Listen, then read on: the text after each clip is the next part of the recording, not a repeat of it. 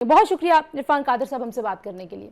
जो इस वक्त मामलात फंसे हुए हैं, सबसे बुनियादी जो मामला है जो आगे नहीं बढ़ रहा, वो अदालत और हुकूमत में किसी किस्म का कोई वर्किंग रिलेशनशिप नहीं है।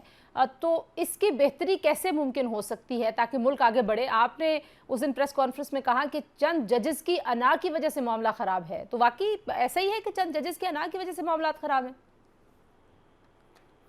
देखें, इस वक्त हुकूमत, तो मैं बारहा कह चुका हूँ, प्रेस कॉन्फ्रेंस में भी कह चुका हूँ कि हुकूमत भी सुप्रीम कोर्ट के साथ खड़ी है, पार्लियामान भी सुप्रीम कोर्ट के साथ खड़ी है।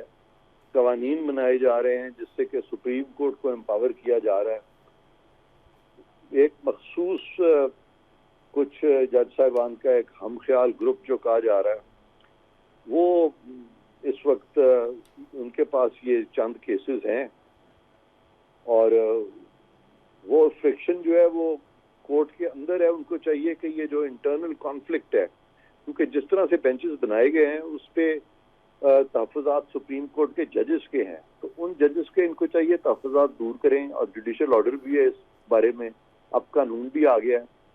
तो उस कानून को अगर ये रेजिस्ट करेंगे, अगर सुप्रीम कोर्ट को भी रेजिस्ट करेंगे, पार्लियामेंट को भी रेजिस्ट करेंगे या हुकूमत को भी, तो उसका फ़ायदा कोई नहीं है। इसीलिए मैंने कहा था कि अगर कोई अना का मसला है तो उसे पसे पुष्ट डालें और सुप्रीम कोर्ट को एज एन इंस्टीट्यूशन मजबूत करें और मुल्क को आगे लेके चलें। तो उस ज़मन में मैंने ये बात की। अच्छा इरफान कादर साहब, जो जितने भी करप्शन के केसेस हैं चेयरमैन पीटीआई के खिलाफ, जो आम अदालतें हैं, जो मतलब हाई कोर्ट्स हैं, सुप्रीम कोर्ट है, जितने भी मामलात इन अदालतों में हैं, वो मामलात आगे बढ़ नहीं रहे। यानी कि केसेस की जो प्रोसीडिंग्स हैं वो ना चलने जैसी हैं, वो कुछ आगे होता नहीं है। तो इसकी वजह क्या है? इसको भी मेरा ख्याल है कि हमें देखने की ज़रूरत है कि जहाँ तक तो तफ्तीशी इदारों का ताल्लुक है, जिस तरह के कौमी एहतसाब ब्यूरो है या और कोई है, वो अपना काम कर रहे हैं, सही काम कर रहे हैं।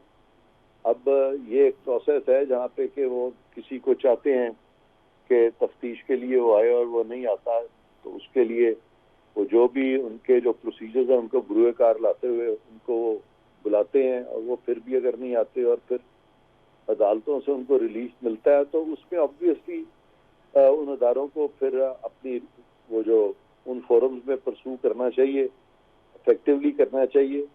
तो वहाँ पे अगर कोई बॉटलनेक्स कोई ऐसे हैं तो बिल्कुल वो अदारे भी हमें बता सकते हैं और हम कोशिश करेंगे कि वो बॉटलनेक्स से उनको रिमूव किया जाए।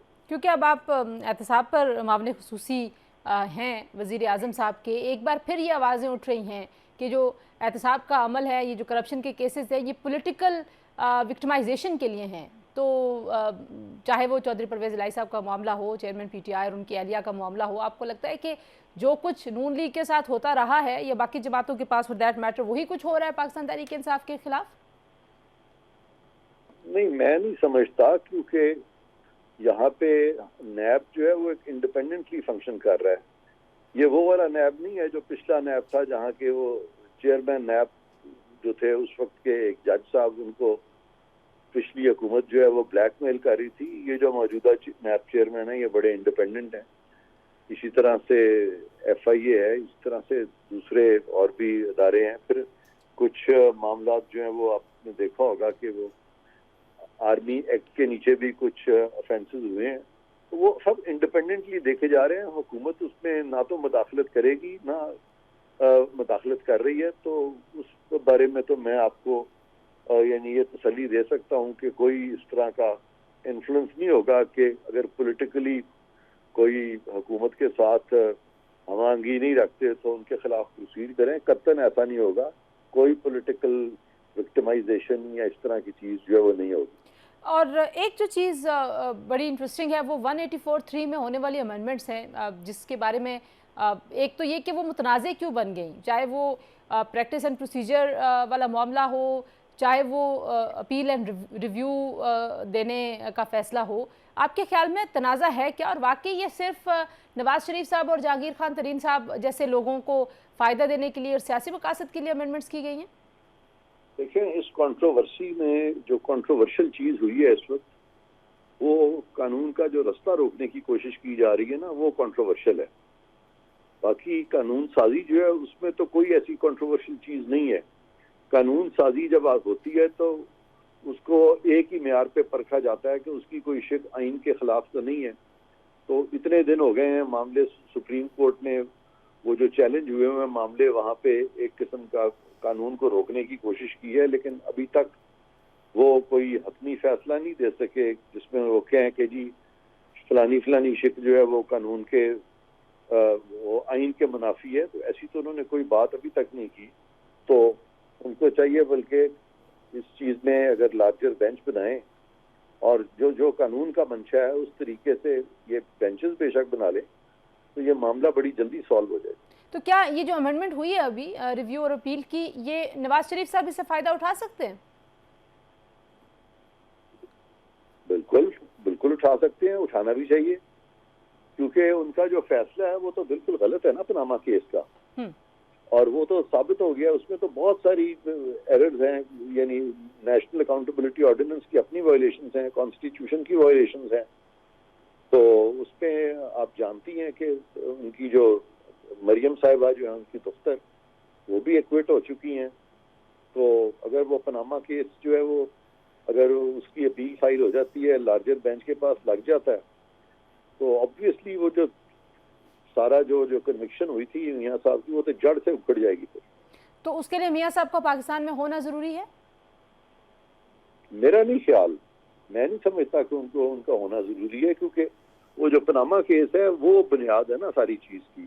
تو وہ جو سپریم کورٹ نے وہ جو ڈیسیژن دیا تھا اگر وہ اپیل میں ختم ہو جاتا ہے تو اس کے بعد جو سپر سٹرکچر بنایا گیا جس کے تحت ریفرنسز فائل ہوئے وہ ختم ہو جائیں گے, جس کے تحت اکاؤنٹیبلٹی کورٹ نے اس بنیاد پہ کنوکشن کر دی تھی وہ کنوکشن آٹومیٹکلی ہر چیز ختم ہو جائے گی, بزم ہو جائے گی.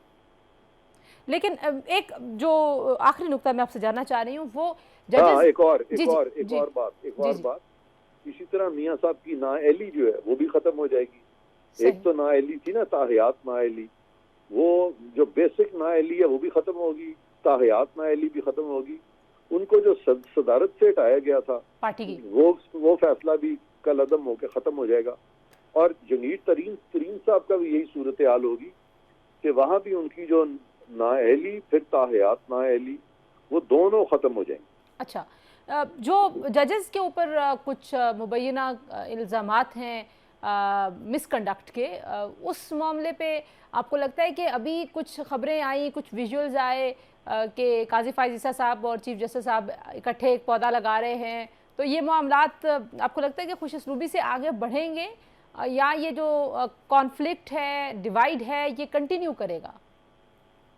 دیکھیں ججز کے بارے میں جو مس کانڈکٹ کے جو ایشوز پینڈنگ ہے سپریم جوڈیشل کاؤنسل میں, وہ تو اگر چیف جسٹس صاحب اور قاضی صاحب جتنے مرضی پودے لگائیں وہ تو جب تک سپریم جوڈیشل کاؤنسل اس پہ حتمی اپنا انکوائری نہیں کر لیتی یا اس پہ پیش رفت نہیں کرتی, اس پہ اکارڈنگ ٹو لا پروسیڈ نہیں کرتی, تو وہ تو پینڈنگ رہیں گے اور ان کو تو ختم کرنا پڑے گا.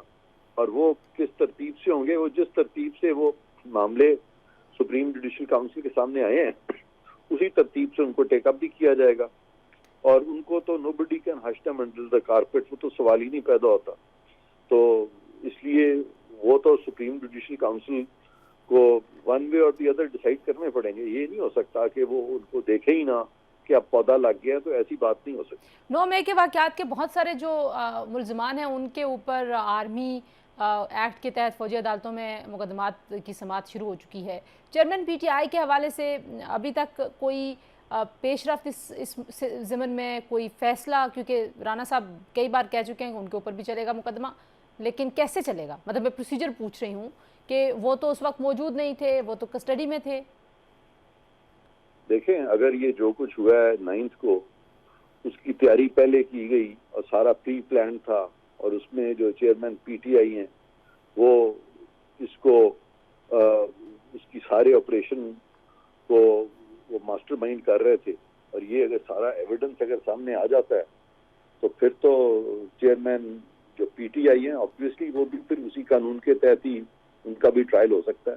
تو میرے پاس تو وہ سارے شواہد اس وقت نہیں ہیں. نیچرلی وہ جو آرمی ایکٹ کے تحت جو بھی فورم ہے جس کو کہ کورٹ مارشل کہتے ہیں یا وہاں پہ جو بھی انویسٹیگیٹو فورم ہے وہ اس کو دیکھ رہے ہوں گے. بہت شکریہ عرفان قادر، معاون خصوصی وزیر اعظم ہم سے بات کر رہے تھے. جی